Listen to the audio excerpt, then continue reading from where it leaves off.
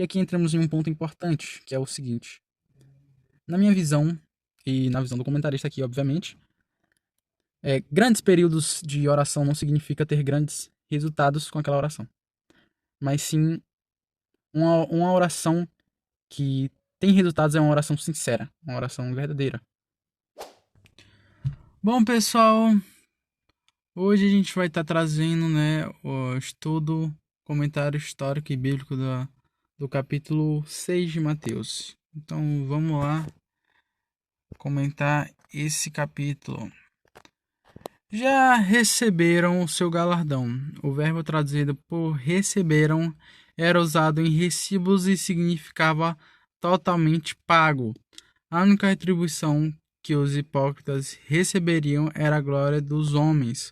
Compare tais recompensas com os galardões celestiais que Cristo dá a seus servos. Aqui é bom a pessoa também estudar um pouco o versículo em si, porque aqui traz só o comentário, entende? Então, eu recomendaria você assistir esse vídeo lendo a Bíblia junto comigo. Lendo a Bíblia junto comigo, que eu não tô lendo a Bíblia, mas lendo a Bíblia e vendo aqui os comentários, que ele é muito bom, que ele é bem sucinto em relação aos outros comentários. Vamos lá, capítulo 6, versículos 5 a 8. Aqueles que oram com propósitos errados já receberam seu galardão, assim como aqueles que praticam boas obras, mas com intenções indevidas. Aqui é interessante aqui, ó, porque aqui ele traz um contexto que é o seguinte: muitas pessoas que fazem coisas com propósitos errados recebem seu galardão por receberem reconhecimento. É só você entender uma coisa aqui.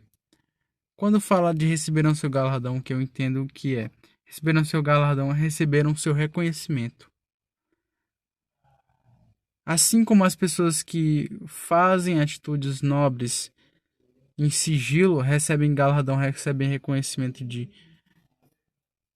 Jesus por fazer propósitos certos, pessoas que fazem coisas certas, mas com propósitos errados de ser reconhecido, têm o seu galardão assim entre relações humanas, né, de pessoas reconhecerem o seu a sua boa prática, entendeu? Vamos lá.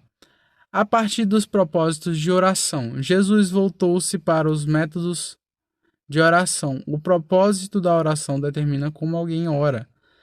Não há nada de errado em repetir uma oração. Jesus está falando aqui da repetição de palavras vazias.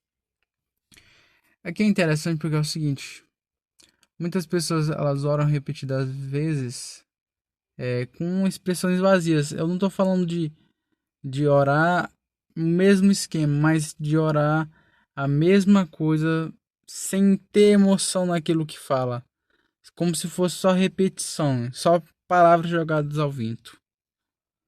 Não é o tamanho da oração, mas sim o seu poder que agrada a Deus. O próprio Jesus orou a noite inteira antes da crucificação. Em outras ocasiões, fez breves orações, na maioria das vezes. Ele não está criticando longas orações aqui, embora não haja nada de especialmente espiritual nelas. Ele está simplesmente dizendo que a oração deve expressar um desejo sincero do coração, não apenas um monte de palavras. Deus não se impressiona com palavras, mas com o verdadeiro clamor de um coração necessitado.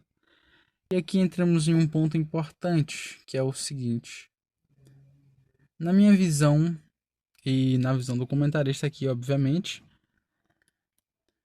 grandes períodos de oração não significa ter grandes resultados com aquela oração, mas sim uma oração que tem resultados é uma oração sincera, uma oração verdadeira.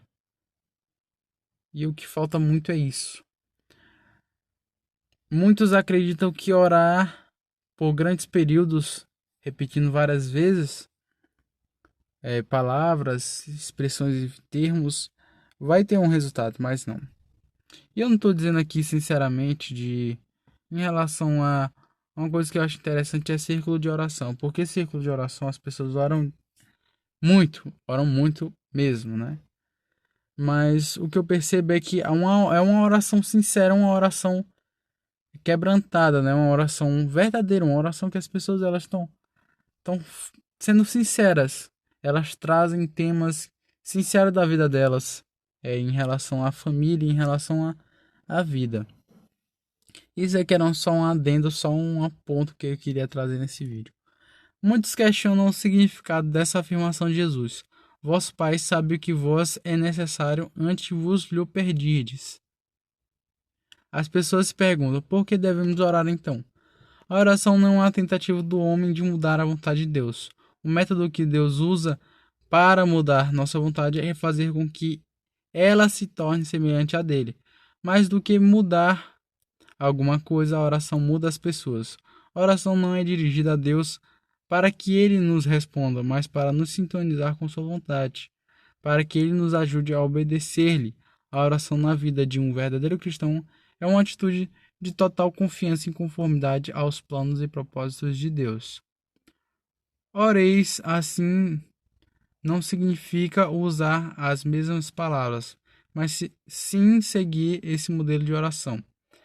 As pessoas geralmente reduzem essa oração a uma recitação vazia, justamente o que o Senhor disse para não fazermos.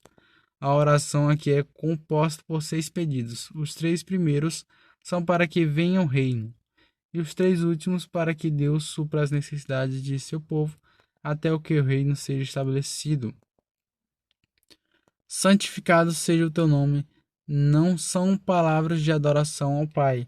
O verbo aqui está no imperativo e quer dizer que o teu nome seja santificado. E isso nos traz à mente a profecia de Ezequiel, em que a profecia diz que Israel profanou o nome de Deus entre as nações. Um dia Deus reunirá seu povo dentre as nações, irá purificá-lo e assim vindicará santidade ao seu santo nome. Santificação do nome do Pai significa a chegada do reino de Deus. Vamos lá. Pão nosso de cada dia é uma lembrança do maná que Deus enviava diariamente para alimentar o seu povo de Israel no deserto. Este pedido, que é explicado em Mateus, não se refere a como as pessoas são justificadas, mas sobre como alguém que foi justificado deve andar todos os dias com Deus. Não se trata de um perdão posicional forense legal, mas de um preceito para preservar a comunhão familiar.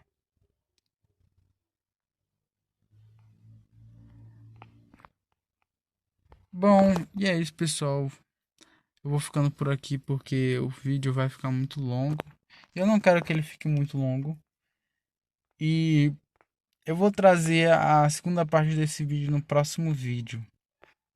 Se você está interessado aqui nesse livro, eu vou deixar o link aí na descrição para quem quiser comprar ou ver, simplesmente ver o livro, como é que ele é. Então é isso, e até a próxima.